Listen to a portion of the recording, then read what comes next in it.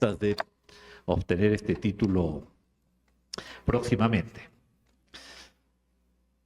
Tuve el privilegio, podríamos decir, de dirigir su tesis de maestría sobre el tema de la economía de Arequipa en los inicios de la República, justamente el tema del que va a presentar hoy día su ponencia. Entonces vamos a escucharlos en ese orden, primero a Carlos Morales, luego a Bedford Betayeluz, por espacio de unos 15 a 20 minutos, y luego haré unos comentarios y preguntas, y también los invitaremos a ustedes a que los hagan. Entonces comenzamos con Carlos Morales, quien va a presentar un trabajo acerca de comercio, moneda y fiscalidad en la etapa final del gobierno del virrey La Serna durante la época de la independencia, 1820-1824. Te escuchamos, Carlos. Pásale este micrófono.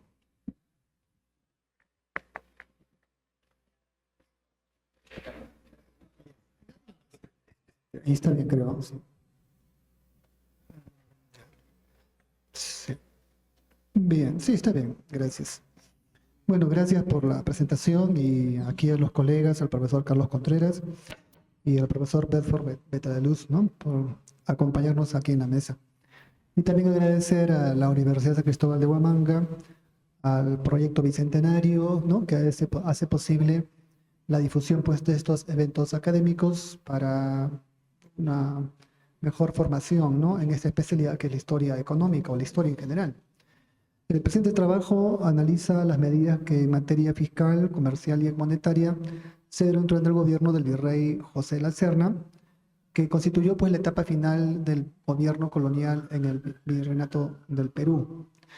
Es conocido que cuando se ha hecho estudio del gobierno del virrey La Serna, básicamente se estudió la parte militar, ¿no? Básicamente los hechos de campaña y cómo a partir de un fracaso en esta campaña contra José de San Martín, el alto mando, bueno, le permite dar un golpe de Estado para hacerse cargo del gobierno. Sabemos también que estas medidas que aplica el virrey, ¿no? Van a ser una transición, que es lo que proponemos nosotros, de un sistema administrativo en construcción hacia una economía militarizada, finalmente hacia una economía de guerra, ¿no? Que es lo que a veces no se plantea. ¿Por qué una economía de guerra? Porque en el caso del virrey La Serna es uno de los ejemplos de cómo se puede ver este proceso de construcción, ¿no? De una sociedad o de un Estado militarizado.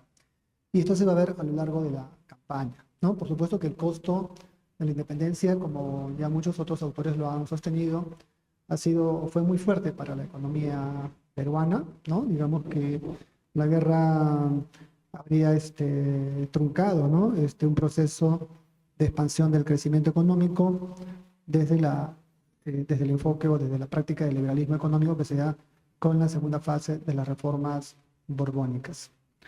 Así que estas medidas implementadas por el virrey, ¿no? Van a constituir un sistema burocrático de tipo militar para enfrentar con éxito a las tropas libertadoras de José de San Martín, lo cual no pudo concluirse.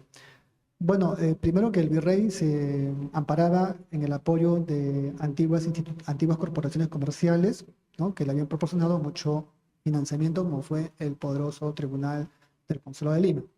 Y bueno, y para esto hemos consultado los documentos del archivo, que ya están publicados hace ya varios años también, ¿no? En algunos artículos, ¿no? Entonces ahí se ve, por ejemplo, que el virrey tenía mucha esperanza en este tribunal comercial, ¿no? Recuerden que este tribunal, que ha sido estudiado pues por Cristina Namaceo, ¿no? También por Jacob Schulman, ¿no? En fin, Morir y Pasoldán, en fin, ha sido calificada pues como una de las entidades fidelistas más fuertes, ¿no? Básicamente, el Tribunal Consulado, como pasó en la reunión de Tupac Amaru, vació todas sus arcas para apoyar la causa realista hasta el final. Y eso se ve en la correspondencia que el virrey le manda al tribunal, ¿no? Justamente cuando la capital está sitiada y no hay forma de salir, el virrey pues le pide al consulado que se traslade con todos sus efectos, con todo su dinero al castillo del Real Felipe, ¿no? Esa carta es muy importante porque el consulado de Lima da las órdenes para que se haga el traslado al Real Felipe, pero sin embargo luego el prior, que es el que dirige la corporación, cambia de opinión, ¿no? Y ordena más bien que la carta sea llevada al archivo. Ese detalle es interesante porque ya en diciembre de ese mismo año el virrey La Serna se vuelve a comunicar con el Consulado de Lima, ¿no? Como si fuera una comunicación formal, pero el consulado no responde las cartas que le envía el virrey. Todo hace suponer que el consulado vio que la causa republicana, ¿no? O sea, la propuesta republicana era un proyecto inevitable, ¿no? Y a la cual el gobierno había que... ¿Ah? Allá. Allá.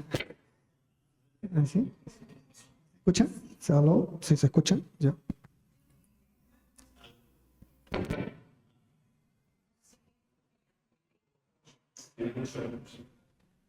Hay mucha difusión. Ahí, entonces ahí.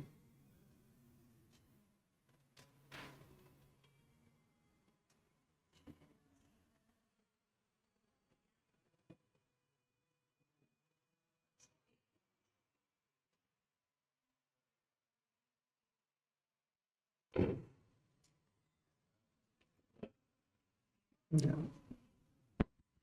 Sí, no.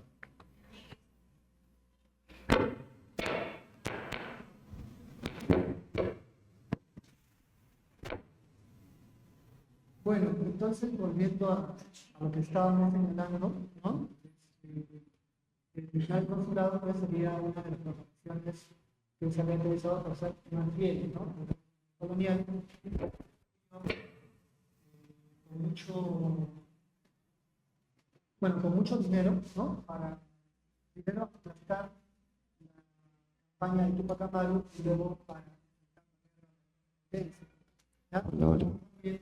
Los acuerdos a González, ¿no? Su trabajo sobre el tribunal consulado hacia la República, ¿no? Y es interesante la propuesta que tiene esta autora porque coincide un poco con lo que nosotros proponemos, ¿no? Es decir, el fuero militar,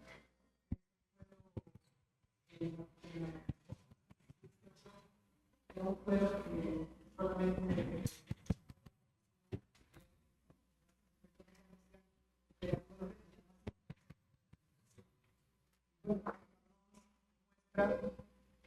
ya para finales del siglo XVIII, el fuero militar puesto por encima del fuero comercial. Ya, entonces el fuero comercial va a ser desplazado por el fuero militar, ¿no? Parece ser, como dice la autora, de que el gobierno imperial de España decidió finalmente que fueran los peruanos quienes se defendieran por sí mismos, ¿no? Defendieran el régimen con todos los recursos económicos que tenían, ¿no? Ya que la corona no tenía en ese contexto la posibilidad de poder dar dinero o enviar algún tipo de armada o flota para auxiliar a las tropas realistas, ¿no? Y esto, bueno, esto va a ser fatal porque ya sabemos que tanto el virrey como el gobernador de Callao, ¿no? José Ramón Rodríguez, esperaban un auxilio militar efectivo, lo cual nunca se produjo, ¿no? Entonces, ese hecho no muestra que ya para fines del siglo XVIII, e incluso antes de la toma de la caída de Carlos IV, ¿no? Por el gran juez, ya la sociedad colonial y el Estado comenzaron un proceso de militarización, ¿no? Entonces, esto implica hacer uso de todos los recursos necesarios para ello, el cual uno se va a ver en la campaña de Abascal y dos en la campaña del virrey Pezuela, ¿no? Ya con el virrey La Serna, la economía de guerra se va a completar y consolidar de manera absoluta. Ahora, esta defección institucional, ¿por qué le digo defección? Porque recordemos que en ese contexto de la Corte de Cádiz, bueno, la política colonial tomó un sesgo más de tipo constitucional, ¿no? Por la toma bueno, de Cádiz, ¿no? Y el hecho de que la monarquía es ahora una monarquía constitucional, es decir, que está ahora bloqueada, ¿no? No es absoluta, debido a la Constitución, ¿no? Que ha sido calificada pues como liberal, ¿no? Así que la administración, ¿no? Va a tratar de incorporar en ese proceso a aquellos que no se plegaron de manera decisiva a la fuerza realista. pero lo va a hacer de manera parcial, ¿no? Ya sabemos que aquí, por ejemplo, el rey uno va a establecer cupos de guerra, ¿no? O sea, continúa la campaña que hace el rey Pezuela, ¿no? Levantar o continuar con los forzosos, ¿no? Incluso cuando el virrey ya, estamos en 1823, ¿no? 24, se ordena levantar el reino de los forzosos, ¿no? También ordenar el traslado de las máquinas para acuñar moneda, y así tener una suerte de acuñación monetaria en el Cusco, ¿no? Apoyándose en las élites regionales, ¿no? Y esto también despierta una curiosidad. ¿Por qué? Porque es una pregunta, ¿no? Que ya también la investigación, ¿por qué el virrey abandona la capital, ¿no? Se ha pensado que ha sido por la caída de Chile, ¿no? Luego de la campaña sanmartiniana, pero más bien, en mi opinión, yo pienso que el virrey pierde el apoyo de los sectores criollos, tanto de la capital como regionales del norte. Y el caso es de Torre Paine, ¿no? Entonces, vemos que hay una suerte de defección de estas élites coloniales, muchos son nobles, obviamente, y se ve en algunos textos que pudimos utilizar para el estudio que hicimos sobre la moneda, ¿no? Por ejemplo, el conde de Vallehermoso, que bueno, también protesta porque no tiene recursos monetarios y económicos para poder mantener su tren de vida familiar, ¿no? Recuerden que en el caso de las ciudades, en el caso de Lima, la capital, la economía, si bien es cierto, se apoya un poco en el sector agrario, ¿no? Para alimentar a las familias, hacían mucho uso de la moneda, ¿no? Sobre todo para el consumo de artículos que venían, bueno, por las políticas de importaciones, ¿no? Pero ya para 1821, digamos que la ausencia de moneda era efectiva, ¿no? Era muy evidente, y esto se ve en los indicadores de los precios que muestra el trabajo en acera, ¿no? Que por supuesto, claro, es un trabajo un poco limitado porque son precios más de beneficencia, pero nos muestra, por ejemplo, que el precio del ladrillo, del adobe, había elevado, ¿no? Lo que indica que también la propiedad, ¿no? También había elevado su precio. Entonces, son estas familias las que tienen muchas tierras ahora, pero son pobres un poco de dinero. Y esto se ve en los libros de caja de la hacienda, porque ahí se ve, por ejemplo, que muchas de estas familias van a llevar como objetos personales, como por ejemplo joyas, ¿no? Alquileres de oro, para la Casa de la Moneda, para acuñar monedas, ¿no? Y poder tener un tipo de recurso que le permita, pues, o comprar, consumir, o incluso irse del país, ¿no? La Gaceta también es una fuente importante porque la Gaceta muestra que a pesar del bloqueo, ¿no? Muchas familias buscan irse hacia el puerto del Callao para encontrar un buque e irse fuera del país, viendo la causa colonial perdida. Ahora, también el factor burocrático es importante, porque recuerden que desde el lado institucional, muchos empleados de la administración colonial, bueno, decidieron no participar, ¿no? En la guerra, ¿ya? El caso de la Casa de la Moneda es muy evidente porque muchos de sus empleados, sintiéndose privilegiados, ¿no? Y pensando ellos que estaban por encima del resto de la administración, deciden más bien huir, no presentarse al servicio, ya que el ejército pedía voluntarios para pelear como soldados, ¿no? En la campaña militar.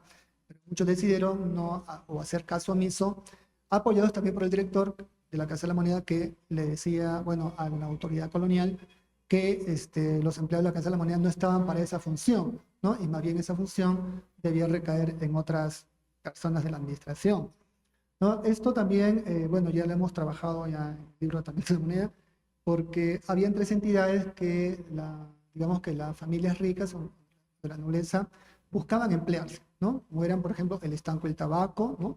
La Casa de la Moneda y la Real Hacienda, ¿no? Debido a que tenían sus propios fueros, ¿no? Que los protegían de algún tipo de medida, bueno, judicial que pudiera presentarse. Así que estos empleados de la administración colonial ya se van a encontrar paralizados ante estas imposiciones fiscales, ¿no? También el tema salarial es interesante porque, por ejemplo, en el caso del tabaco, ya se les deja de pagar en moneda y se les comienza a pagar en especies, por ejemplo, a muchos de ellos, y eso provoca un fuerte descontento.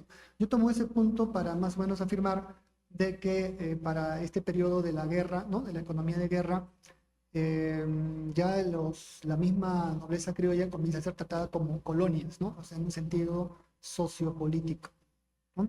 Si antiguamente eran considerados como españoles americanos, ¿no? De acuerdo a la Corte de Cádiz, es decir, algún tipo de de concesión o de identidad que lo vinculara a la sociedad española.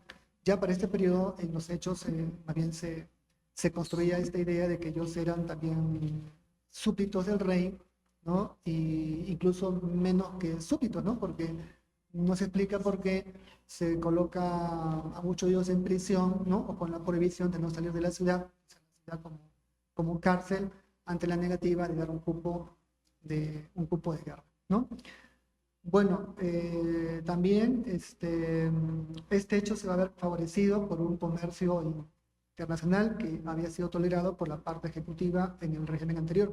Estamos hablando del gobierno del virrey Pezuela, ¿no? Eso se ve en la memoria de gobierno.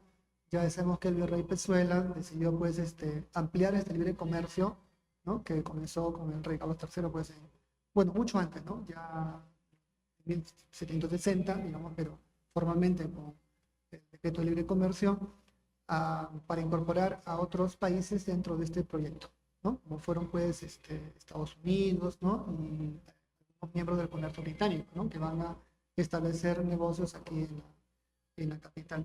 Esto al parecer no habría sido muy del gusto de algunas familias, ¿no? Que veían pues que el socio comercial clásico que era España, ¿no? Era desplazado de este proceso y eso había influir en el golpe de Estado que le da la Serna contra Pezuela, ¿no? Es decir, conservar el viejo socio comercial y defender la causa colonial a ultranza. Por supuesto que el virrey de la Serna, viendo que no tiene el apoyo en la capital, ¿no? Aparte de lo militar, que es carecer de una escuadra apropiada para enfrentar a que es de la flota de San Martín, decidió pues apoyarse más bien en el sur, ¿no? Es decir, primero en el centro, donde tampoco, ahí cuando el virrey se va hacia Ayacucho y luego ya hacia Cusco, ¿no? Cusco, Ayacucho, Junín, se ve en toda la campaña militar que es un fracaso, ¿no? Es decir, no tiene el apoyo de los sectores provincianos, ¿no? Quizá el rey estaba convencido que podía encontrar algún tipo de apoyo, ¿no? Pero en la campaña militar se ve, por ejemplo, que esto no ocurre, ¿no? Ni en Bailes, bueno, ni en Apurímac, ¿no? Todos estos poblados, bueno, donde el rey ordena también, pues, aplicar políticas punitivas, ¿no? A estos pueblos que se niegan, pues, a apoyar al gobierno, ¿no? Ahora, este comercio internacional, decíamos, deja de lado a los peninsulares, ¿no? A la economía española y más bien favorece a una economía de tipo más extranjera, más vinculada a lo que sería pues Inglaterra, ¿no? Que va a ser el socio comercial ya de nuevo tipo económico, ¿no? Financiero, en expansión, que bueno, va a traer muchas expectativas digamos, a las élites coloniales, ¿no? Eh, Así que primero la Serna, ¿no? Como comandante militar, ¿no? Del Perú va a tomar esta decisión, ¿no? De desplazar a Virrey Pezuela y bueno, hacer todas estas políticas para mantener el sistema político y económico. Ahora, es cierto que el virrey La Serna no dejó una memoria de gobierno, ¿no? O sea, no podemos saber, solo tenemos cartas que están publicadas en la cárcel, y muchas de ellas también se encuentran en otros textos. No podemos saber un poco su pensamiento económico, ¿no? Su estrategia militar o de campaña. Pero recuperando la información de los documentos de la colección documental, ¿no? Donde se ve cómo el ejército hace uso de los recursos económicos, se puede hacer una reconstrucción estadística, ¿no? Por ejemplo, el consumo de alimentos, ¿no? En este caso, estamos hablando de decenas de miles de reses que fueron utilizadas para alimentar al ejército realista, aunque también patriótico. Entonces, con el uso de esa información, más o menos podemos, tasando el precio de cada producto utilizado, ¿no? Hacer una estadística del costo militar de la guerra que se dio desde el lado del sistema. Bueno, yo creo que aquí colocar superior dentro de las cajas reales comienza a expandir el crecimiento, ¿no? Esta actividad liberal, los doctores, 1809, ¿no? porcentaje de producción de dinero, o sea, de los ingresos que tenga acá. Ingresos. Así es. Y en el siguiente, aquí la producción de pesos amonerados, en la tasa moneda de 1800 a 1825. Sí, decíamos que ahí tenemos la producción de pesos amonerados en la Casa de la Moneda de Lima Potosí entre 1800 a 1825.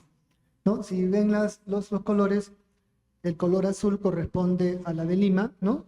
Hasta el 21 se ve, porque luego las máquinas son llevadas hacia el Cusco, ¿no? Pero las de Potosí continuaron funcionando como se ve allí, ¿no? Y claro, hay una caída en 1824 que justamente ya la defección o sea, la caída final del gobierno de la Serna, ¿no? Recuerden que la Serna va a capitular ese año, aunque la audiencia del Cusco continuó gobernando en su nombre, ¿no? Porque recuerden que, de acuerdo a la legislación colonial, si el virrey estaba enfermo o no se encontraba, quien asumía el gobierno era la Real Audiencia, ¿no? Y como la de Lima ya no existía por su transformación hacia la Alta Cámara de Justicia, la del Cusco continuaba operando, representando el gobierno político español. Bueno, esto que demuestra que la actividad comercial, ¿no? Porque la moneda, recuerden que se utiliza para los intercambios, ¿no? Sí continuó su proceso, ¿no? Pero por la crisis se ve esa caída. Y bueno, yo con esto ya termino y si hay preguntas, encantado de responder, ¿no? Gracias.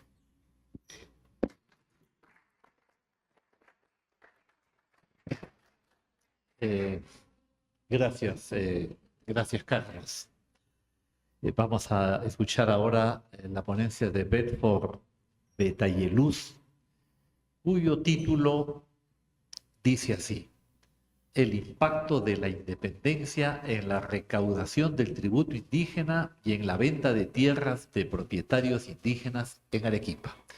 Entonces, te escuchamos por el lapso máximo de 20 minutos. Buenas noches, gracias por la invitación y también saludar a los organizadores del Congreso, las independencias americanas. Bien, el título, y siguiente por favor. Ahí está, como dije, no, es el impacto de la independencia en la recaudación del tributo indígena y en la venta de tierras de propietarios indígenas en Arequipa. Entonces, ese es el tema puntual, ¿no? Cómo la independencia afecta en la recaudación del tributo indígena, y luego también sabemos que a inicios del siglo XIX había el interés de que cada miembro de una comunidad indígena pueda, ¿qué cosa?, vender sus tierras. Hay una suerte de liberalismo económico, ¿no?, que se trató de imponer. A ver, mientras pasa la banda, vamos a tratar de adaptarnos simplemente. Gracias, gracias. Entonces, siguiente, por favor. Bien, he encontrado, gracias al archivo regional de Arequipa, los libros de tesorería bastante completos, también con los libros de tesorería del Archivo Nacional. Entonces he podido reconstruir, digamos, año a año, la recaudación del tributo indígena desde 1780 hasta su abolición, que es en 1854. Entonces ahí está un poco las tablas, ¿no? Siguiente, por favor. Bueno, y aquí está, digamos, ya el gráfico que, digamos, los historiadores que nos dedicamos a la economía nos gusta mostrar.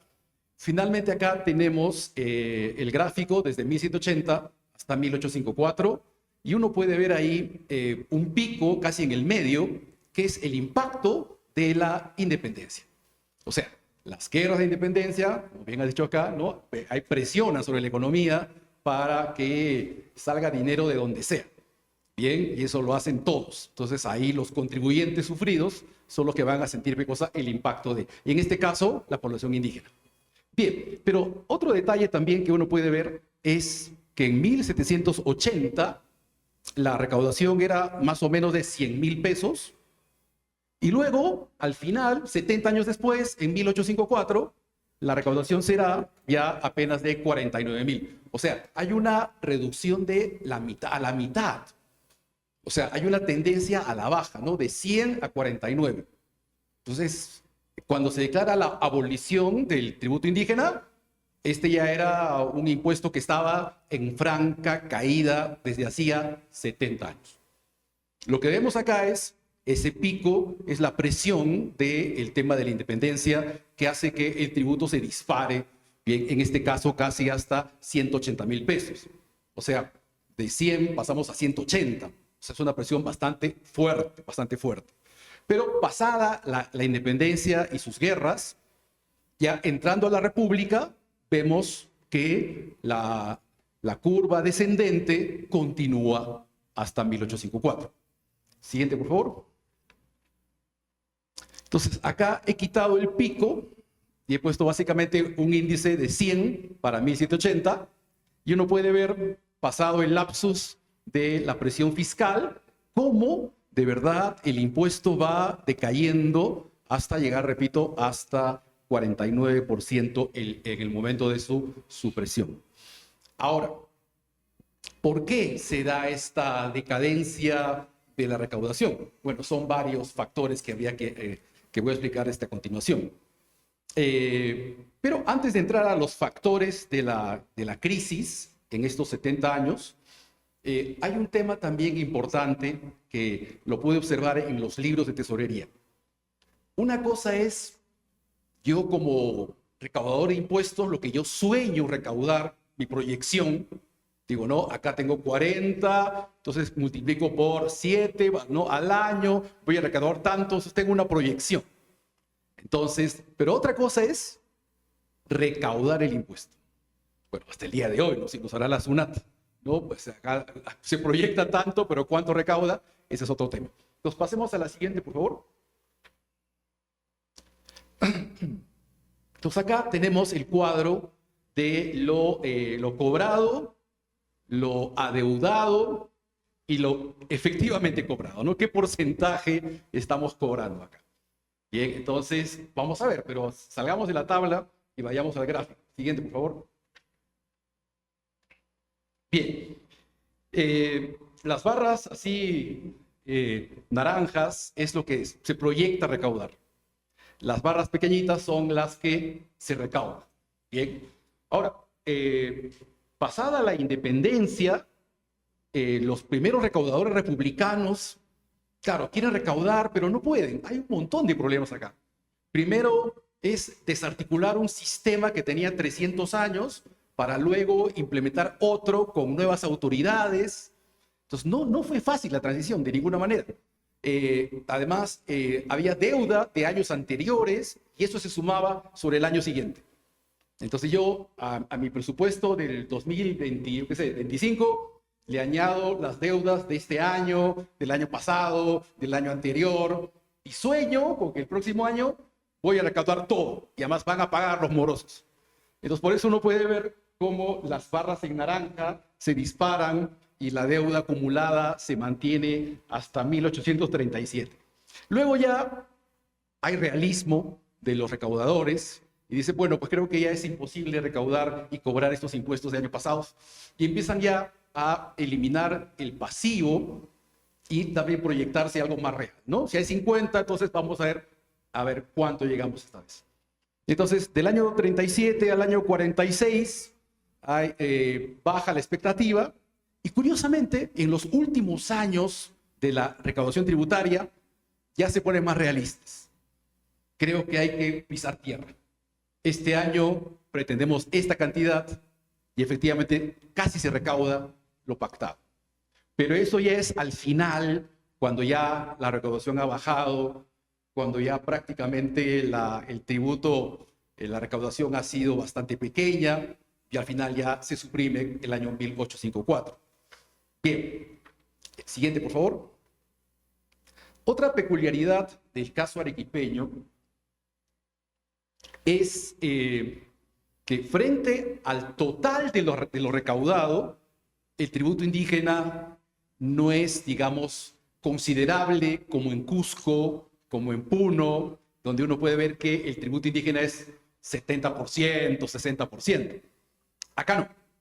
Acá en los buenos tiempos eso es 24%, 18%, o sea, es menos de 20%. Y al final vemos que el tributo indígena en relación al total de lo recaudado es apenas el 8%, 9%. Siguiente, por favor. Y ahí uno puede ver, ¿no? El total de la recaudación de la provincia de Arequipa y abajo, en chiquito, la línea de la recaudación del tributo indígena, que, repito, no pasa de 20%, 15%, etc. Entonces, sería interesante también poder tener cuadros parecidos para la región de Puno, de Cusco, de Huamanga, de Ancash, ¿no? De Trujillo, para poder ver en realidad todas las diversidades económicas regionales. Eso todavía es una tarea pendiente que ojalá pues no, acá los jóvenes lo puedan hacer. Bien, entonces fuentes hay. Bien, entonces sería bueno ver esas diversidades. Siguiente, por favor. El siguiente tema, bastante que ha despertado mucha curiosidad entre los historiadores, es ¿qué pasó con esas ideas liberales de desarmar las comunidades indígenas para que cada indígena pueda vender la tierra a título personal? Eso lo soñaron varios. San Martín, Bolívar, también La Serna. O sea, mucha gente estaba interesada en desarticular la propiedad comunal. Entonces se dieron sendos decretos. Y claro, me acuerdo cuando era estudiante hace muchos años, había esta idea de que el decreto de venta de tierras había provocado pues un desastre en las comunidades campesinas que habían vendido sus tierras porque ya ahora podían hacerlo. Pero me acuerdo que no había ninguna evidencia cuantificable de esa afirmación. Eso todavía también está por trabajarse, por trabajarse. En cada región, ¿qué tanto se vendió, sí o no? Bien, entonces pasemos a la siguiente, por favor. Entonces, sí, acá básicamente hemos puesto que el 27 de marzo de 1828 el Congreso General Constituyente aprobó la libre enajenación de las tierras comunales en un intento por convertir a indígenas y mestizos en propietarios. Bien, y eso fue reproducido en el diario El Republicano en Arequipa, etc. Bien, ahora, hay trabajos que han aparecido recientemente que a mí me han gustado en especial. Por ejemplo, uno que publicó hace poco, el 2021, Nuria Sala y Vila, que analiza una parroquia de Santa Marta, y también con Cristina Macedo otro artículo sobre Santa Marta, que son de verdad excepcionales, porque nos da una idea de cómo al final del virreinato se trata, ¿no? Se desarticular todas las organizaciones comunales. Lindo trabajo. Entonces, siguiente, por favor. Entonces, en el artículo de Nuria Sala y Vila del 2021, que se llama Tierras Comunales Étnicas y Bienes de Comunidad en la provincia de Arequipa, ponen un cuadrito que me encantó, porque es como una suerte de, esta es la cantidad de topos que tiene cada comunidad. Para mí fue una cosa excepcional, ¿no? Por ejemplo, Caima se repartió, ¿no? A los comuneros, 200 topos, pero 293 topos que sean asignados a bienes de la comunidad. Y así, ¿no? Characato, Chihuahua, Paucarpata, Santa Marta, Tiabaya, Yanaguara y Poxi. En Poxi, 1.511 topos a cada comunero. Y se reservaba 1.000 topos de la comunidad. Entonces, el proyecto era que esas tierras de comunidad podían ser alquiladas para, digamos, solventar diferentes gastos, pero en paralelo, cada indígena podía tener, ¿qué cosa? En propiedad un topo o medio topo, dependía de cada provincia. Ahora, este cálculo es bien interesante. ¿Cuántos topos se dio a los comuneros? 2.713 topos en total. Una barbaridad. Y a los bienes de comunidad, 1.900 topos. Es mucho. Bien. Ahora, también cuenta Nuria Salivila que finalmente de esta proyección, una vez más, ¿qué se hizo? Realmente se vendió todo, los comuneros vendieron sus tierras. Eso como que queda ahí como una pregunta. Bien, siguiente, por favor. Pude encontrar un documento que lo pidieron las autoridades de la provincia de Arequipa.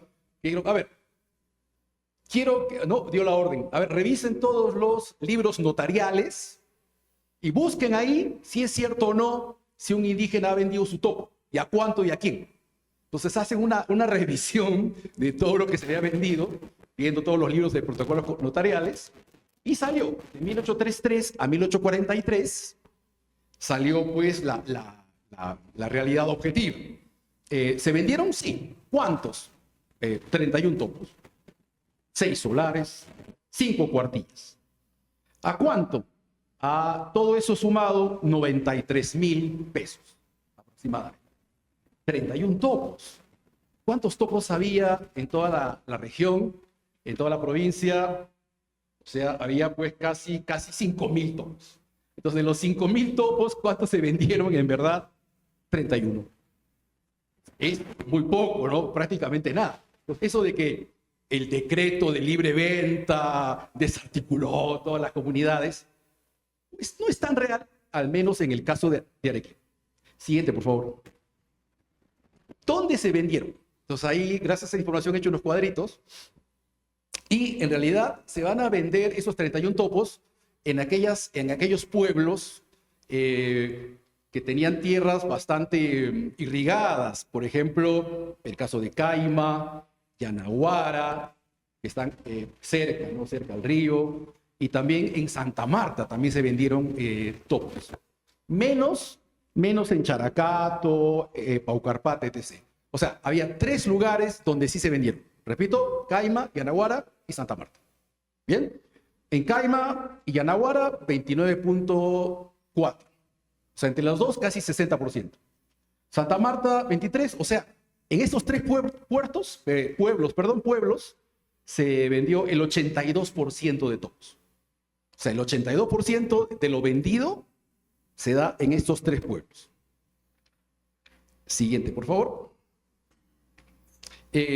Claro, son pueblos grandes que tienen diferentes lugares y hay algunos lugares donde, digamos, las tierras se han vendido. Es el caso de Chichas, que estaba dentro de Santa Marta.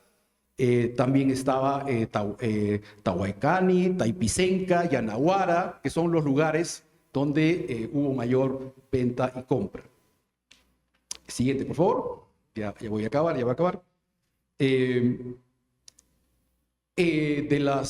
Los compradores, en el caso de Santa Marta, fue un solo comprador y en un solo año. Bien, entonces José Valdivia. José Valdivia buscó a diferentes propietarios indígenas y les compró su topo. Más o menos a 500 pesos es el promedio por cada topo, que es bastante, bastante. Entonces, él solito invierte más de 20,000 pesos, él solito, en un año. Y listo, ahí no se vende más en Santa Marta. Después, también tenemos a Norberto Gutiérrez en Caima, que también va a comprar varios topos por una cantidad de más de 10,000 pesos. Bien, entonces es un poco lo que he encontrado de la realidad, ¿no? 30 y tantos topos, y los topos se van a vender básicamente en 3 zonas y básicamente tierras cercanas al río, salvo el caso de Santa Marta. Pero, y no es casual que estos lugares, estos pueblos, hayan tenido una población indígena muy vinculada al comercio, a la artesanía, a los servicios, ¿sí? Así como aparece, hay pueblos que no aparecen. ¿Dónde no se vendió? Poxi, que es una comunidad grande, pequeña. Chihuahua, otra comunidad grande, tampoco se vendió nada.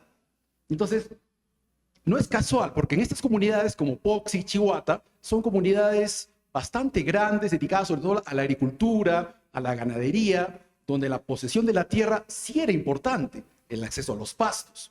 Por lo tanto, ahí ellos decidieron no vender nada. Bien, se va a vender básicamente en aquellas comunidades que tienen economías diversificadas. Siguiente, por favor. Ujú. Ok, ya eso ya lo dije. Por último, siguiente, por favor. Algunas conclusiones. Algunas conclusiones. Entonces, la historia de la recaudación del tributo de indígenas desde el año de 1782 hasta la abolición en el año 1854 fue una historia de declive casi constante, pues en 72 años disminuyó de 100 a 49. Solo interrumpida por las guerras de independencia que implicaron una mayor presión tributaria, ¿no? 80% más, para financiar los gastos del conflicto. El declive en la recaudación de estos 70 años es por una convergencia de varios elementos. Uno, la disminución de tributarios con tierras, debido a que la población indígena había diversificado sus actividades económicas en los sectores comercio, servicios y manufacturas, ya no era una economía ligada a la propiedad de la tierra. Claro, eso no se dio en comunidades donde sí, digamos, estaban más pendientes económicamente de la tierra y el ganado. Otro factor que explica el declive es el cambio en el sistema de recaudación, es decir, los nuevos agentes republicanos que reemplazaron a los antiguos caciques virreinales no fueron capaces de recolectar con eficiencia el impuesto en los agitados años de la República inicial. Y también, por último, a la venta de tierras individualizadas en aquellos pueblos más cercanos a la ciudad de Arequipa como Yanaguara, Caima y Santa Marta. Bien, claro, hay otras causas también que podrían explicar eso, como ya para acabar, en otro documento he encontrado que después de la independencia, la cantidad de niños, porque he revisado los nacimientos en el archivo arzobispal, la cantidad de niños declarados como indígenas con tierras o forasteros con tierras empieza a declinar notablemente. Pasan a ser ya luego considerados naturales y luego van a ser avecindados.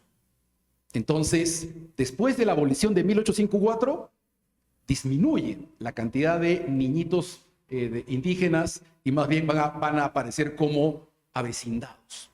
Es como si en la provincia de Arequipa se hubiese dado una desindianización en el siglo XIX. Claro, bastante diferente a lo que había pasado en Cusco, Puno o Huamanga. ¿Ok? Muchas gracias.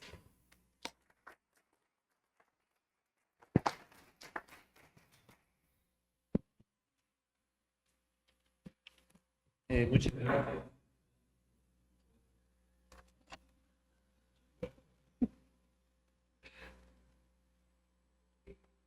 Ahí creo que sí, ahí está bien, ¿no?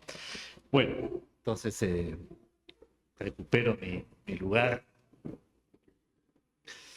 Agradecemos a Carlos Morales y Bedford Betayeluz sus presentaciones. Yo voy a comenzar a hacerles unas preguntas a las que quisiera que ustedes sumen las suyas para que así ellos puedan responder y tengamos unos momentos de diálogo. Interesante tu presentación, Carlos. Siento que le faltó un poco presentar las conclusiones, ¿no? ¿Qué es lo que concluyes de la política de la Serna en materia económica, ¿no? Tú anunciaste que estudiarías la política comercial, fiscal y monetaria. Entonces, empleaste el término economía de guerra, pero me parece que habría que darle pues un poco más de contenido a qué significa esa economía de guerra. Por ejemplo, mencionaste que que se imponían cupos, préstamos forzosos, ¿no? ¿A quiénes? Bueno, si es forzoso, luego señalas que los que no lo pagaban eran prohibidos de salir de la ciudad. Bueno, entonces no era forzoso. Digamos, había la alternativa de no pagarlo, aunque el castigo era quedar pues como inmovilizado, ¿no? Digamos, sin poder salir de la ciudad. Entonces, el criterio con que se establece la lista de personas a quienes se impone el préstamo es bien importante, ¿no? Yo recuerdo que el historiador económico Dionisio de Haro de la Universidad Rey Juan Carlos de Madrid, publicó hace 3 años, me parece, fue el año 1821, un padrón que mandó a hacer la Serna, justamente en 1821, en Lima, en el que la población de los vecinos limeños, los considerados vecinos, eran empadronados de acuerdo a su grado de riqueza. Un documento fabuloso, la verdad, porque creo que no hay una información de ese tipo para ninguna ciudad hispanoamericana en este tiempo. Es decir, tenemos una cantidad impresionante, como 10.000 vecinos de Lima, clasificados según su grado de riqueza. Parece que la idea de esto era imponer una contribución, pero ese segundo paso ya no se logró dar porque la Serna salió pues, de Lima, ¿no? Señalas también que suben los precios de los productos. Bueno, ¿qué estaría expresando la subida de precios? Porque si la gente está pobre y no tiene para comprar, los precios más bien bajan, ¿no?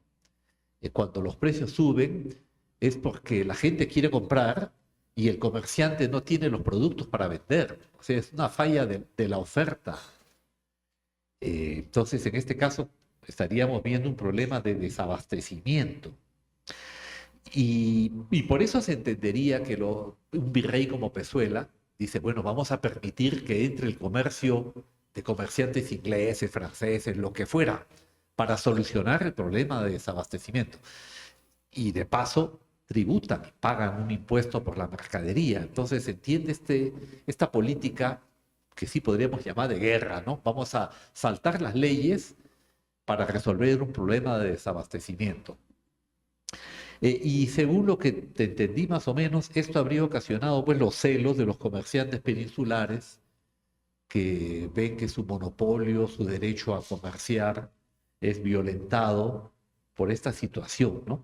Entonces, aquí te pregunto si los comerciantes peninsulares son los que están detrás del golpe de la Serna contra Pezuela. Un poco lo dejas así colegir, ¿no?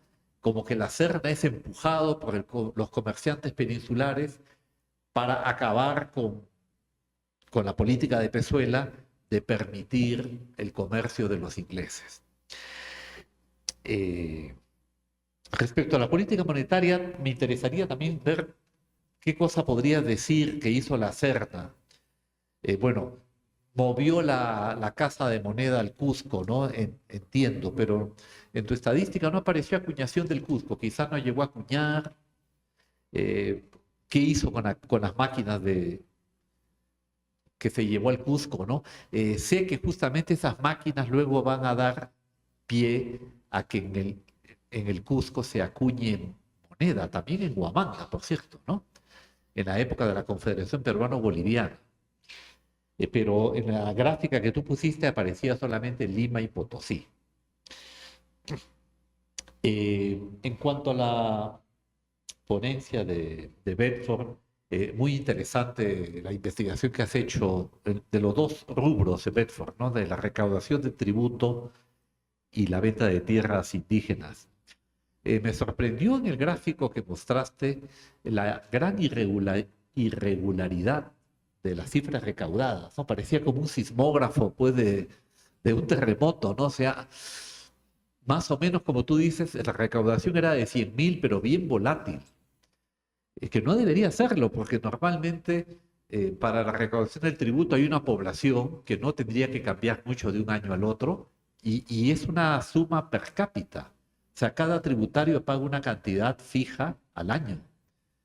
Entonces, ¿qué explicación le das a esa irregularidad de la recaudación? ¿Cuál era la tasa por cabeza, ¿no?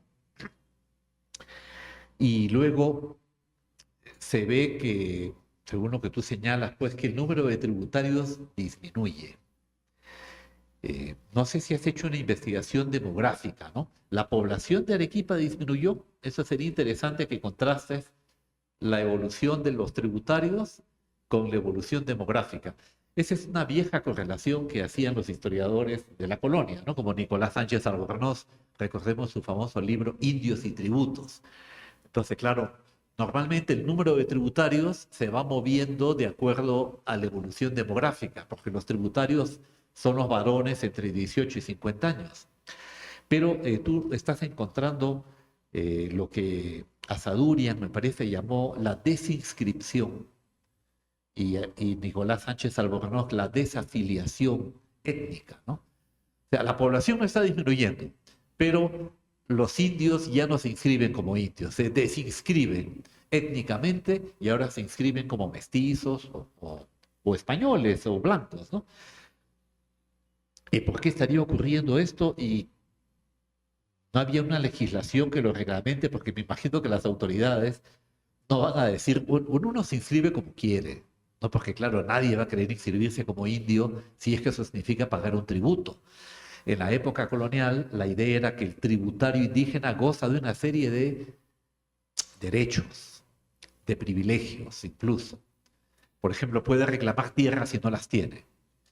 No tiene que pagar alcabalas si lo que comercia es de su propia cosecha. Entonces le compensa inscribirse como tributario indígena porque tiene esos beneficios. ¿Qué ha pasado ahora? Han desaparecido esos beneficios y entonces uno dice, ya pues me pongo como mestizo mejor, ¿no? ¿Para qué me voy a poner como indio? Sin tomar en cuenta pues el estigma social que pueda tener además el tema, ¿no? Bueno, en cuanto a la venta de tierras, es bien interesante. Obviamente es solamente un caso el que tú describes. Habría que hacer una investigación similar para otros casos. Y por eso me gustaría preguntarte por tu fuente, ¿no? O la de Nuria Sala. Es decir, ¿en qué fuente se ha hecho esa investigación sobre las parroquias o las comunidades de Arequipa para poder extraer durante una década, según has mostrado, las ventas de tierras? Bien, esas son entonces mis preguntas y comentarios. Y creo que mejor eso, de una vez añadimos las preguntas y comentarios de ustedes para que así nuestros ponentes puedan responder a unas preguntas y a otras. Entonces, aquí Cristina tiene levantada la mano hace un buen tiempo. Le vamos a...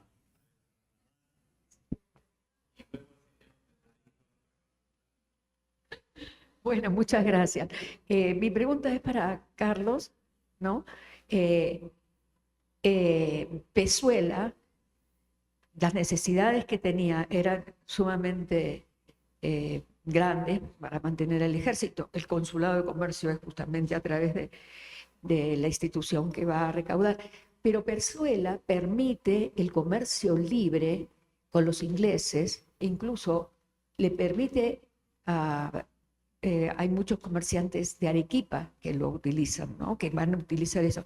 Y la Serna se supone, o por lo menos de acuerdo a mis investigaciones, que una de las razones por las cuales le da el golpe de Estado, que no es un golpe de Estado, es una decisión específicamente de 5 militares a Pezuela, fue por eso. E incluso hay una carta de la Serna quejándose de los comerciantes arequipeños que no eran patriotas por haber permitido el comercio, ¿no? Me pareció a mí un poco fuera de lugar en ese sentido. Y hay una tesis que no me acuerdo cómo se llama, la historiadora norteamericana, que justamente dice lo que tú dices, que los comerciantes son los que apoyaron el golpe de la Serna, pero que hay 2 comerciantes específicamente, que no me acuerdo cómo, no sé si tú lo has visto, ¿no? Si la recuerdas. Entonces la pregunta es, ¿qué tanto, según lo que tú has visto, son los comerciantes españoles que van a apoyar a la Serna en el golpe de Estado?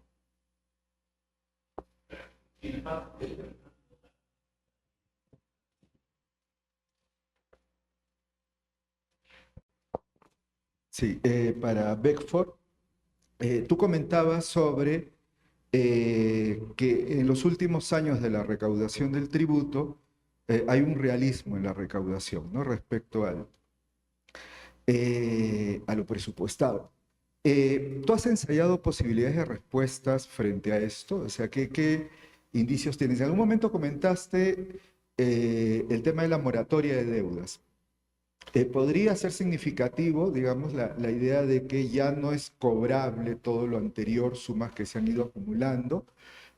Comentabas también sobre el tema de la importancia que adquieren las actividades regionales diversas, ¿no? Pensaba también yo en el asunto del momento que se está viviendo, mediados del siglo XIX, ¿no? El tema de la caja central, de las transferencias de las cajas centrales, entonces, digamos, ¿qué factores estarían llevando a una mayor conciencia, ¿no? de la información? Y lo segundo, si es que has explorado eso. Y lo segundo, un poco lo que se ha dicho acá sobre que en la conclusión lo planteabas, ¿no? O sea, el por qué la baja recaudación. No te dio mucho tiempo en la conclusión de poder profundizar eso. Me gustaría que profundices un poquito las variables que has estado tomando en cuenta.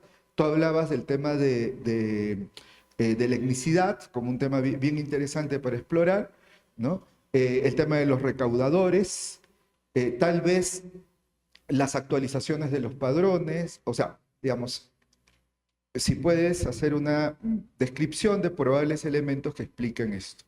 Gracias.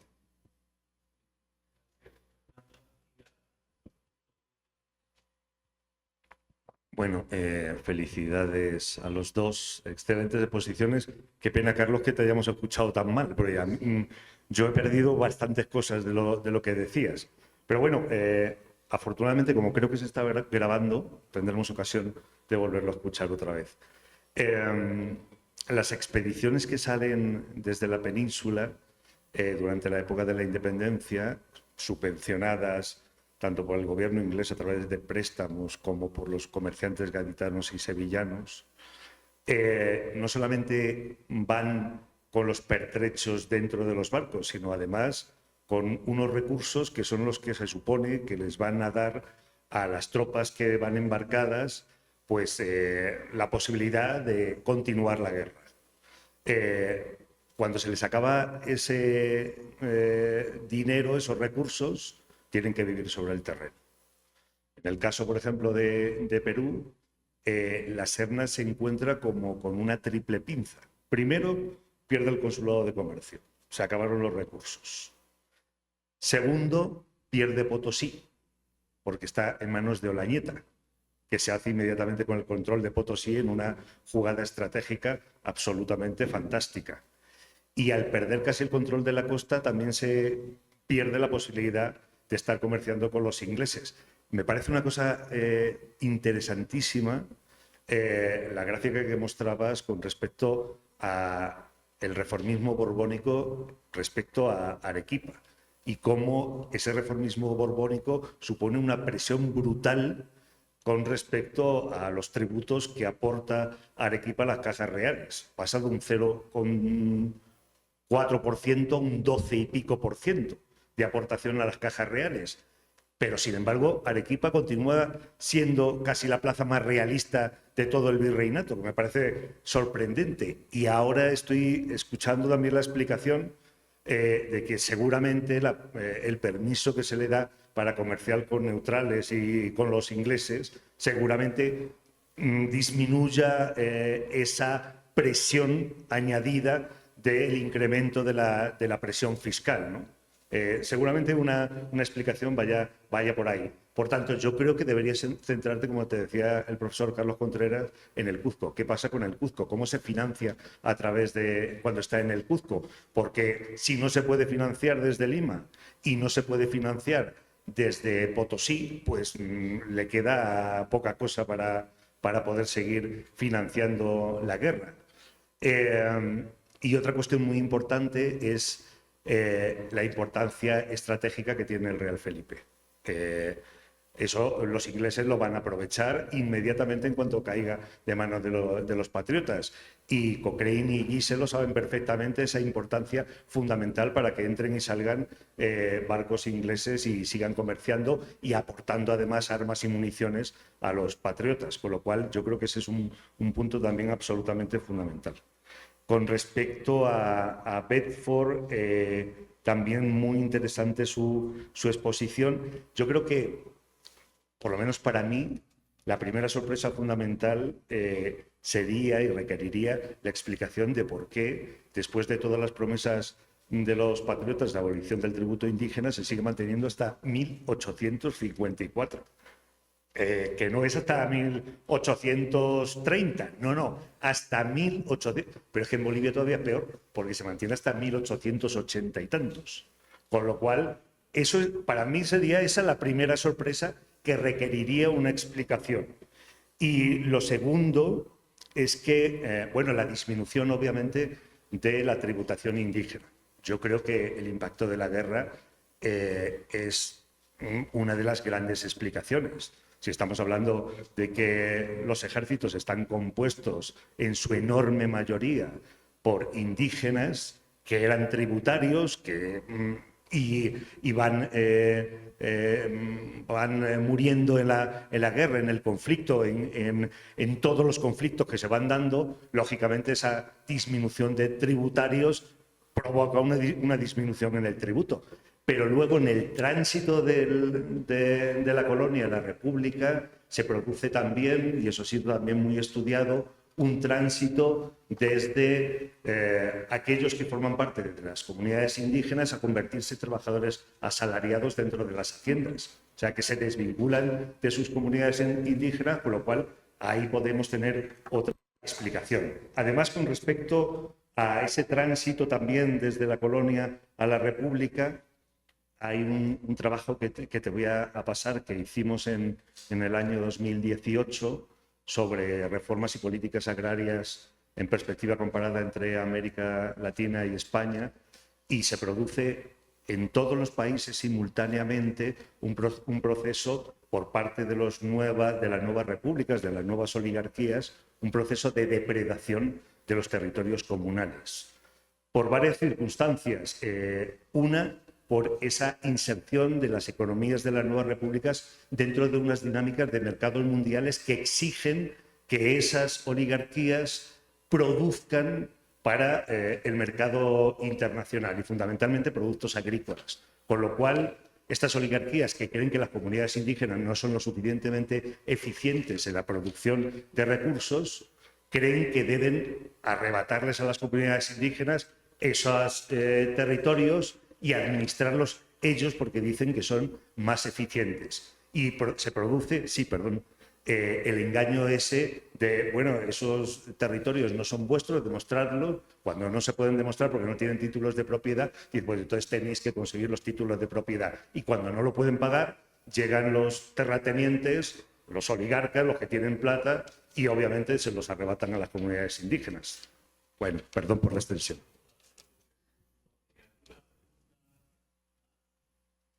Yo tenía una pregunta. Bueno, yo quería más que nada saber cuál era la economía en relación con el clero. Lo digo porque yo investigué un poco acerca de ello en relación a algunos curas que querían obtener algún curato, y en los méritos que presentaban ellos decían que habían extraído una cantidad significativa de tributos de alguna zona, de algún pueblo, y por ello debían ser... como un elogio o algo, debían ser merecedores de algún curato.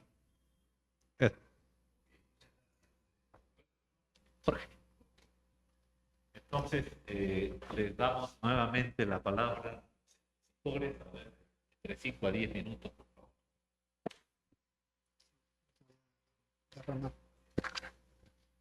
Sí, gracias por las preguntas. Bueno, son muchas preguntas, ¿no? Vamos a tratar de responderlas. Quisiera comenzar con la parte monetaria. Bueno, esto tiene que ver con el tema de los precios y también tiene que ver ya con una antigua medida que dio el virrey Amat en 1771, que fue una devaluación secreta de la moneda, ¿no? Un tema que en realidad ha sido estudiado ya por la antigua historiografía, ¿no? La tradicional, la de Moril y Pasoldán, y también por otros autores, ¿no? Más contemporáneos. Y básicamente consistió en una suerte de acuñación, ¿no? Masiva de la moneda, pero quitándole a cada unidad acuñada una porción de plata. Esto se hizo de manera muy secreta, de acuerdo a las reales cédulas sobre la rebaja secreta de la moneda. En otras palabras, fue una devaluación que se hizo en secreto, pero pienso yo que no fue tan secreta porque esto lo sabían los funcionarios de confianza, ¿no? Los funcionarios coloniales. Y eso explica, en el caso que he estudiado el tema de los precios de la construcción, o sea, del adobe y la tierra, porque la tierra crece el precio, de que estas familias y los que son cercanos a esta administración que maneja estos secretos comienzan a invertir en la compra de tierras, porque saben que la moneda está devaluada, ¿no? Es el peso colonial devaluado que valía mucho menos del valor que este tenía, ¿no? Si queremos hacer una suerte de comparación, podríamos compararlo con el dólar americano, que un poco se ha devaluado. Ahora, es cierto que el tema en la parte metodológica, cuando hablamos de la oferta y la demanda, ¿no? En el aspecto económico, guarda esa relación, ¿no? De crecimiento o caída del valor o del precio en este caso. Pero esto funciona o se puede aplicar básicamente para economías más modernas, ¿no? Que son de carácter financiera y completamente monetizadas. Pero las economías en la época colonial, si bien es cierto, tienen una gran cantidad de moneda, en realidad más estas se han ido utilizando para el comercio importador. Bueno, esto lo hemos trabajado hace muchos años con un antiguo profesor que ya falleció, el profesor Lazo, sobre la fase de la reforma borbónica, ¿no? Que bueno, está también publicado en internet y se puede ver. Entonces, no fue tampoco diseñable el monto de lo que el rey sustrajo de manera secreta por esta devaluación, casi 1,5 millones de pesos, un poco más, que equivale casi a 2 millones, ¿no? Más o menos que lo que equivalió pues al rescate de Atahualpa según, digamos, haciendo la equivalencia, ¿no? Ahora, con respecto a la política de la Serna, yo lo analizo de una perspectiva total, de guerra total. O sea, no solamente es la parte económica, es la parte cultural, la parte ideológica, la parte social, la parte de la propaganda. Recuerden que él va, por ejemplo, a tener el apoyo de este antiguo director, que fue director de los 5 gremios mayores de Madrid que quebraron en 1800, ¿no? Que fue Gaspar Rico y Angulo. Él es muy importante porque luego pasa a dirigir un periódico conocido como El Depositario, ¿no? Y que va a operar en el Cusco, haciendo muchos números, para hacer una propaganda que enfrentara pues a la prensa independentista o emancipadora, ¿no? Es decir, una suerte de guerra de propaganda o guerra de opinión, que si bien es cierto, ¿no? Lo vemos desde la perspectiva del discurso, ¿no? También tiene un costo económico, ¿no? Trasladar una imprenta y colocarla allí. Ahora, es evidente que la intención del virrey es llevarse las máquinas de la moneda de Lima al Cusco para acuñar moneda nueva y pagársela así a las tropas realistas, porque se ve que hay muchas deserciones, que gran parte del ejército republicano, o sea, del Estado republicano que nace, son militares coloniales en realidad. O sea, son personas, son funcionarios muy importantes, ¿no? Del ejército colonial que ahora son funcionarios e incluso muchos llegan a ser presidentes. José Lamar fue presidente de la República, ¿no? Él era militar y toma esa opción porque ellos creo que observan que el proceso de la independencia es un hecho inevitable. Ahora, respecto al papel del consulado y al comercio, el consulado fue fiel, ¿no? Hasta el gobierno del virrey La Serna. Se ve en la correspondencia, ¿no? Se ve en los préstamos, ¿no? Se ve en la deuda que luego el gobierno peruano republicano va a asumir cuando, bueno, como fue parte de la deuda, ¿no? de la independencia. Y el consulado finalmente decide participar en el nuevo régimen. Recuerden que el consulado de Lima ahora ya no se va a llamar consulado, se va a llamar Cámara de Comercio, ¿no? Entonces pienso que como la Cámara de Comercio del Perú, miren el nombre, ¿no? O sea, ya no es el consulado de Lima, sino del Perú, trata un poco de aparecer como la institución. Claro, es heredera obviamente porque los funcionarios, los priores y cónsules van a continuar, aunque se le quitan algunas prerrogativas, ¿no? Pero, por ejemplo, cuando San Martín le pide un préstamo, la Cámara de Comercio dice que tú lo tienes 50,000 pesos, ¿no? San Martín pensaba que le podían dar casi medio millón, porque digamos que los últimos préstamos que hacía el consulado al virrey más o menos oscilaban en esa cifra, ¿no? Entre medio millón, un poco más, ¿no? Pero cuando San Martín le pide al consulado, a la Cámara, ¿no? En este caso es una Cámara, que le dé el dinero, bueno, el consulado, la Cámara se niega, ¿no? Porque no tiene más que 50,000 o muy poco. Carmen Parrón dice que esto comprobaría que el consulado estaba en quiebra. Pero yo pienso que el consulado, puede haber algo de eso, pero pienso que ellos son muy cautos con el nuevo régimen. Recuerden que la guerra de independencia, o sea, el Estado republicano no nace con la juramentación de la independencia, a pesar de que San Martín con el estatuto crea el Estado, porque todavía van a pasar 3 años, ¿no? Y recién en 1824 se puede decir con toda seguridad que el Estado republicano ya es un hecho real, ¿no? Y que la antigua nobleza colonial pasa a tomar el control de la nueva administración, ¿no? Y en alguna medida también ya esto implica hablar del gobierno republicano, ¿no? Recuerden que entre 1821 y 1824 hablamos de 2 estados o 2 gobiernos que pelean en este espacio geográfico que se llama Perú, ¿no? En este país. Recuerden que el discurso del virrey La Serna es invocar, por ejemplo, que la contribución vayan a las cajas nacionales, ya no es caja real, no se le llama caja nacional, y también invocan la idea de Perú para tratar de convencer, o de patria peruana, de que somos una unidad y que no debe haber algún tipo de ruptura, ¿no? Pero bueno, esto no ocurrió, ¿no? La élite finalmente decide apoyar ya la campaña libertadora, viendo que tampoco desde España no podía venir ya ningún tipo de auxilio concreto, ¿no? Obviamente el último baluarte, como me ha preguntado aquí el profesor, fue el Real Felipe, ¿no? La fortaleza, uno por su ubicación estratégica, ¿no? 2 porque un sector importante de la administración también se había refugiado allí, ¿no? Y estaba pues un expresidente, ¿no? Torre Tagle, que bueno, decidió pues también permanecer allí, pienso yo, tomando su texto que él escribió, su manifiesto, en una suerte de esperanza, ¿no? De poder recuperar algún tipo de prerrogativa, porque recuerden que nada estaba dicho para esos años. Y bueno, con respecto al tema de la relación entre lo eclesiástico y lo económico, entre las contribuyentes que el virrey exige está el Tribunal Eclesiástico, o sea, está el Arzobispo de Lima, para que la iglesia dé recursos al Estado. Bueno, yo he revisado los libros de actas de la Catedral de Lima y la iglesia está en crisis también, ¿no? Digamos que parte de su ajuar religioso lo mantienen y el estipendio que dan, que se le obliga a darlo, obviamente, que es realmente muy poco, ¿no? También la iglesia en ese momento está un poco descontenta con el nuevo régimen, el régimen de la Serna, pero también con el régimen de San Martín, que también exige, ¿no? Que la iglesia participe y contribuya en ese proceso. Y bueno, eso es todo lo que le podría decir, ¿no?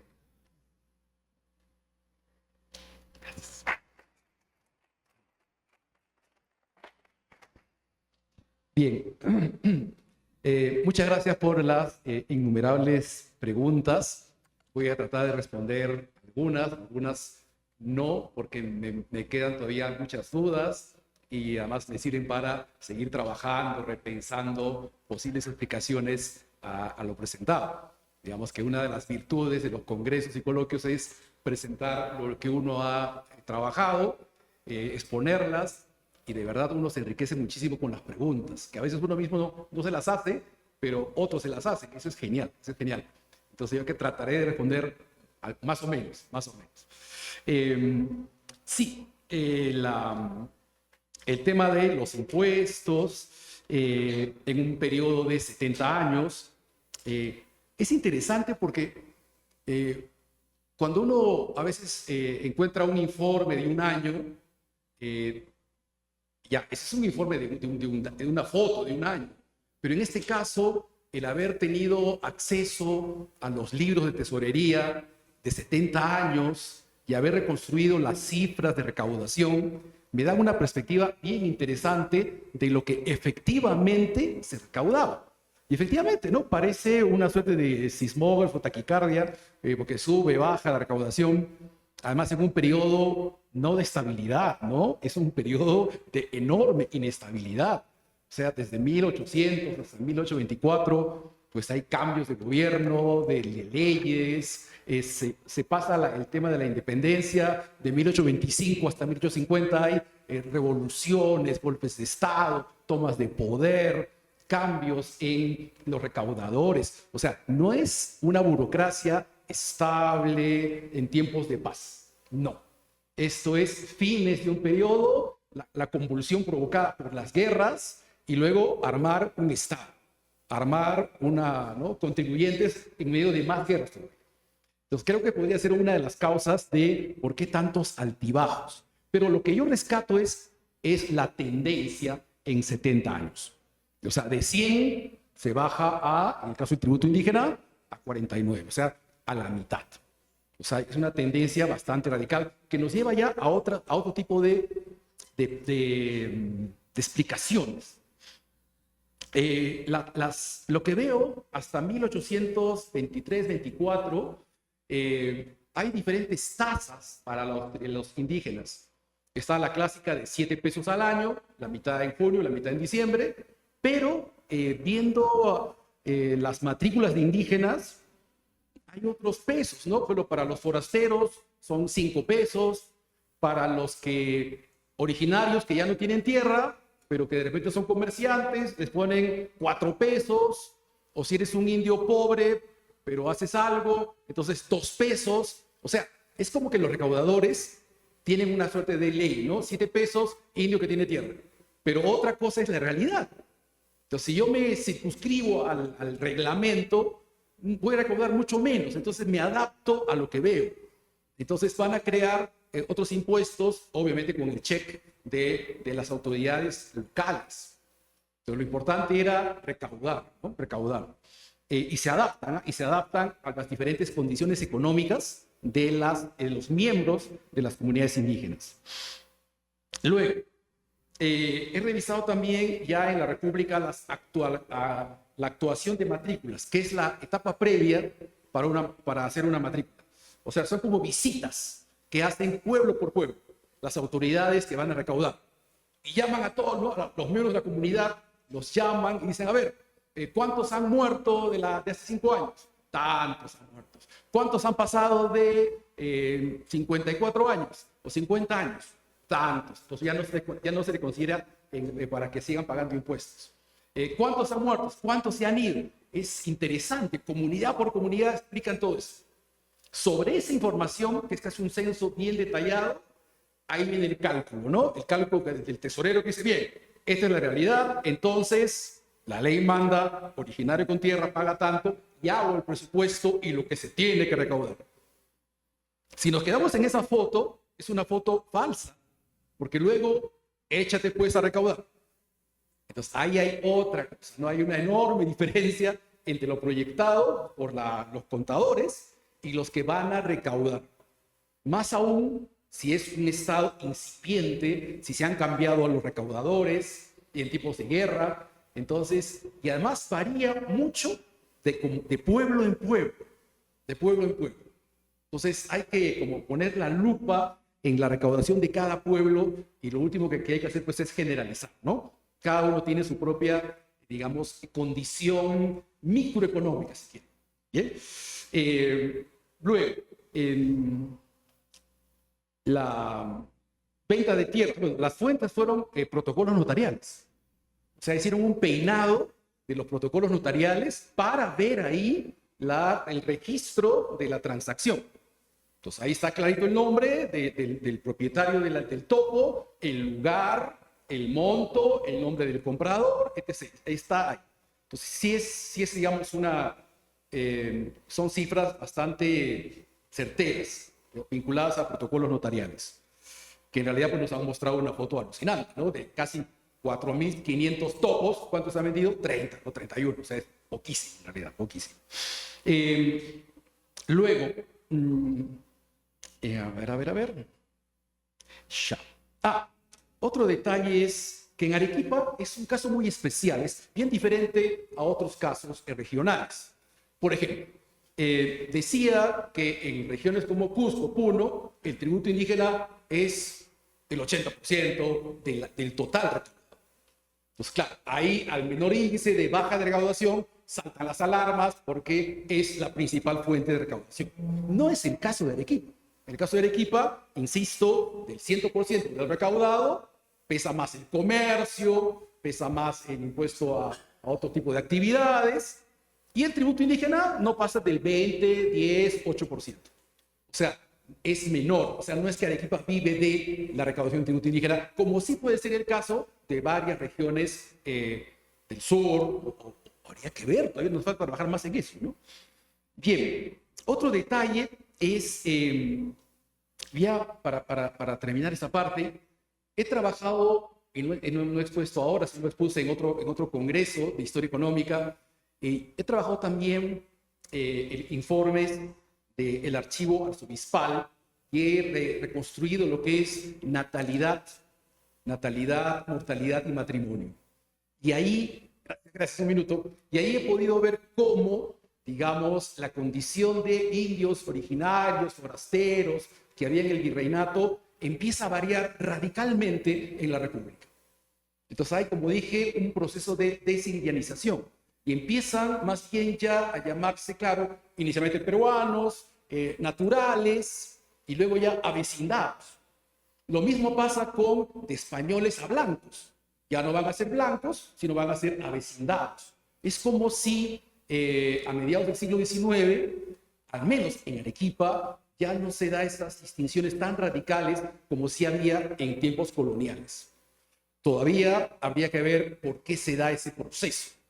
Por último, también en el tema agrario, Arequipa en el siglo XIX e inicio del siglo XX, su principal actividad, digamos, de ingresos va a ser la exportación de lanas a Europa. Entonces, no es tampoco una economía que va a originar grandes haciendas o gamonales. Es más bien un territorio donde predomina la pequeña y la mediana propiedad. Bien, bueno, gracias.